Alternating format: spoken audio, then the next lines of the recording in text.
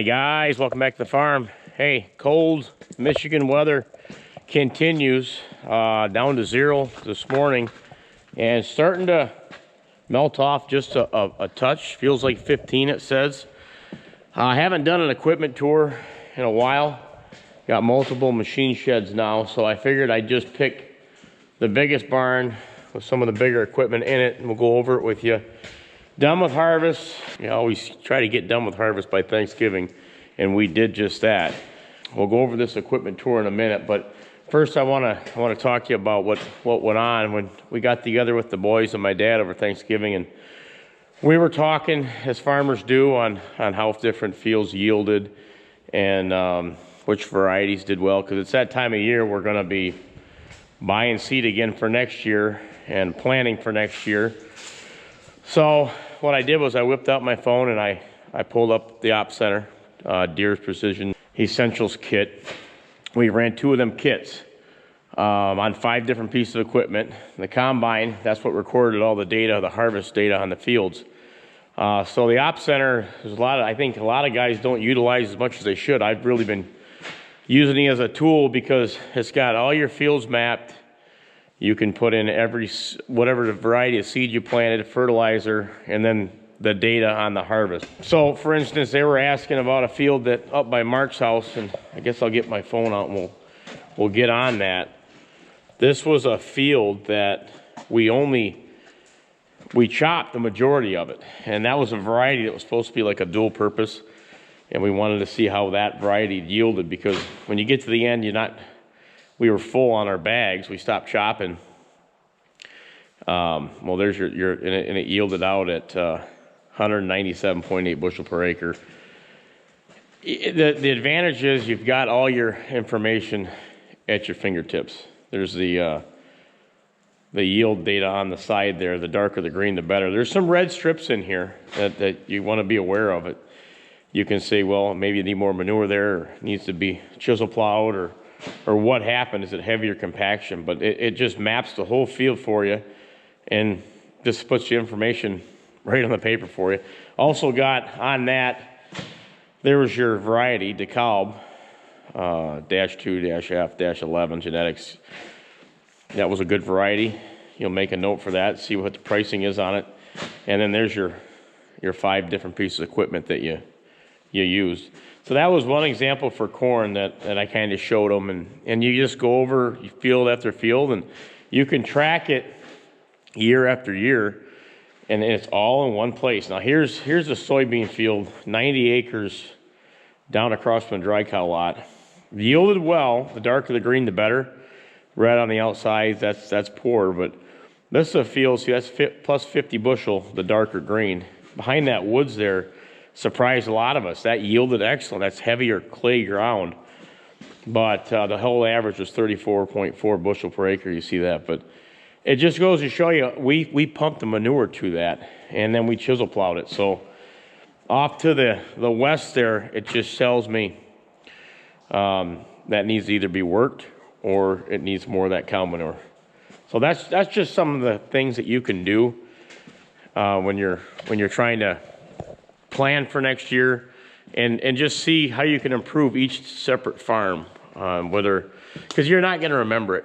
You think you are, and you'll be like, well, I think that yielded pretty well over there off Norman Road, but until you whip out exactly what you have on the paper or on your phone, then you really know. So I'll leave a link in the description below on the Precision Essentials kit. Like I said, this is our 2nd year's using it. I've got her dialed in pretty good. I'm looking forward to doing it again next year. That's part of the auto steer. That's all part of, I had the auto track going on the 5 pieces, mowing hay, tilling, you've seen it, rolling. What else did we do? Spreaded cover crop for the deer, all kinds of stuff. And the Op Center is just another tool in the toolbox that you get with that. So link in the description below if you're interested. Now it's time for an equipment tour out of the big barn. I haven't touched on some of this equipment in a few years, so this should be fun. S670 combine, auction buy, out of state. I think it was Illinois. They trucked it in here it was a newer machine, but it had some hours on it, but we don't run that many acres, so we knew we'd catch the acres up. 608C corn head, that didn't come with it. This was another auction buy up here in the thumb. Later on, we had an older head we first ran on it, and we run two 35-foot soybean heads on this. It's been a good machine. We ran it through the John Deere clinic up at our local dealer, and they gave us a whole list of stuff that you might want to look at. Belts, we put a feeder house chain in it, years after buying it. Done a lot of work to it, rebuilt the whole rotor. They gave you a list, and then we didn't have them do the work for us. We just had a printout, and it was, I think it was probably $500 or something for them just to do that. But then you had some of the wear points, and over the years, we just checked off on that checklist. We didn't do them all at once. We just did little by little. It seemed to have worked. John Deere 455 grain drill. We love this drill. Got a hay seeder on it. This hay seeder come off of an older 30-foot drill that we bought on auction and then resold it, took it off and put it on. This is off an older model. We've rebuilt it, new disc, closing wheels, and over the years, all our soybeans and a lot of our wheat, we're switching back to no-till on some of the wheat. We got a no-till 750 we do some of it with, but this was auction out of state. Might have been Iowa or something. They trucked it in. Each of these boxes were disassembled. Next up, 9400. This was auction. This was up in Michigan. This was actually the guy that owned this owns a bunch of Tri-County equipment dealers. I forgot his last name, Butterfield or something like that. This was his tractor. Haven't had to do too much to it. Came with some good tires on it, and we do like running that we don't have to rack up all them hours on the 9560R. I mean, I say we didn't have anything wrong with it. We had to put a new head on it and a turbo. Oh, it was some thousands of dollars working on this, but 7,100 hours on it. It's a heck of a backup. Maybe you'll see a blade go on that someday for packing silage. That's an option. We're probably not going to get rid of this now after putting that money into it. And it's one of them things that you got to have a backup big horse in case something happens to your other one. Here's this disc, 637, 32-foot, 1-inch disc, Canadian auction find. Bought this, came disassembled. We had to reassemble it. Been a very good disc. These end pieces seem to get hooked and get ripped off, but yeah, Dad just pulled this in here a little bit ago, chopping the heck out of them corn stalks, man. And it just, the way it's been going, it'll help break them down over the winter. We used to brush hog them, but now you bring this big old rig in there and it just mulches them right up. Moving on. Hopper bottom grain trailer unhooked. This was hooked to our 1990 Ford truck. Actually, no, this was hooked to our Peterbilt. We'll get to that in a second, but this was an auction find. We had a 1988 aluminum hopper bottom that was just getting old. And this is a 2002. These are air dumps. So it's kind of slick. You pull up, they just open up. But this is, it's an older 2002, but it's a heck of an upgrade from a 1988. Steel, so she's a little heavier, but got the job done. I mean, if I could upgrade this a little bit in the future, we would, but like I said, a big upgrade from an 88. Let's get on the other side of this trailer. This was bought, this is like a Neville trailer, it's called. 2012, bought it on an auction 2 years ago. Guy died in Emily City, ended up going to school with my mom. Lifelong farmer. Yeah, Neville built. We wanted it, so we got it. That was not cheap, but we'll probably have that for years to come. If anything, we'll upgrade the 2002, but this is a 12. 1990 Aeromax L9000 Michigan Special CAT engine. Neighbor of ours had this. Guy named Mark Makadonsky, his family friend. My brother's name's Mark also, so Mark went over there and said, hey, we got to work a deal on this truck. We need another truck. 1990. That's kind of crazy. But runs like a champ. He ran gravel trucks with it, and he might have hauled grain with it too for a while. But we got her up to snuff. Put the exhaust back up there, and actually, what we're gonna do, we're gonna get a guy, and we're gonna fix these rockers and stuff down here on this door. That's gonna happen, just because it's a solid truck. The whole front end. You know, it had a heck of a paint job on it at one time for being a 1990. I mean, look at that thing shine. So that's, you know, we don't go too far. 15 miles one way to dump the grain. So we like to keep these trucks older. We don't have a lot of money in them. This baler, we're starting to get away from baling a lot of round bale dry hay. Bought this new a few years ago dealer. Probably going to keep it for a while, not trade it in, because it's, like I said, I'm getting away from I'm chopping most of it. But we used to keep a new baler. We used to bale the crap out of a bunch of hay, but so now this one, we're not going to have to trade it up for a while. Gerber wagon, Ontario, Canada. Dad pulled this across the bridge, broke the toll. I can say that now because that was years back. The thing came down as he was driving through and snapped it off, and I think they put a halt to putting equipment through the toll bridge. But back in the day, Dad was hauling. This come from Canada. We'll get to that in a second. But yeah, he had a heck of a story. We used to put this behind a mid-70s, 1976 GMC stake truck, haul 600 bushel, and this haul like 375 or so. So you're scaling almost 1,000 bushel. These are the cement truck tires. We've upgraded these. We don't use this anymore. It's been years since we used it. Since we switched to them semis, we got away from the wagons. But that was brand new right at the tail end. Dad bought it. And we kept bending the rims because we were overloading this thing. Or I was taking it down the roads, and I was hucking probably 30, 40 mile an hour to get up to Brown City, and it was bending them rims. Well, now we upgraded these, found these. These are off in a cement truck. I don't know. We'll probably end up having to sell this someday, but this was a brand new wagon. I mean, it got this thing caulked and all the way down. I mean, it's got a roll tarp on it. Heck of a wagon. Don't really use it, but we'll figure out something with it. J&M grain cart, 875, Canadian auction fine. I think they had to ship this over. I don't think Dad pulled this home.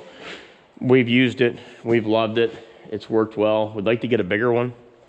Bigger grain cart, might need a bigger tractor to pull it, so we're not in a big hurry about that because it's PTO powered. But grain cart, been solid. Did a little work to the auger.